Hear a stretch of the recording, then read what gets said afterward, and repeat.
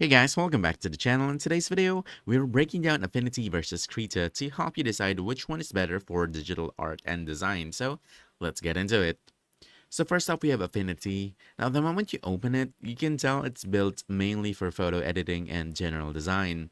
The templates focus on print, web layouts, and device screens, not really digital painting. It's powerful, but it's not artist-centered. On the other hand, we have Krita. It feels completely different. From the start, you get templates for comic pages, animations, textures, and design layouts. It's built from the ground up specifically for digital painters, illustrators, and animators. Now, when it comes to layers, I want to say Affinity gives you pixel layers, masks, adjustments, live filters, great for editing.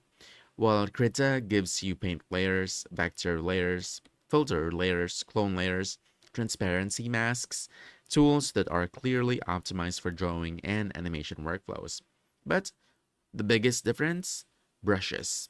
Affinity Photo's brush engine works, but there's noticeable lag, while Krita's brushes draw exactly where your stylus is, with tons of control, pressure settings, texture controls, tilt support, brush engines, and dozens of editable parameters.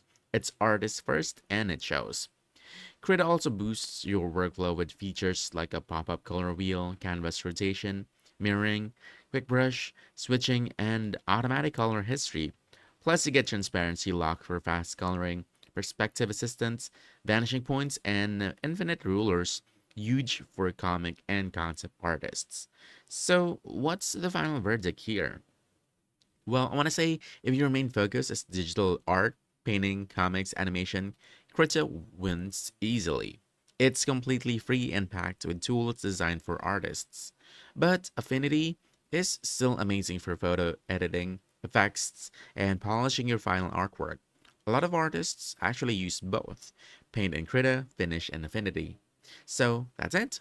If you found this helpful, don't forget to hit that like button, subscribe for more quick guides, and I'll see you in the next one. Thanks.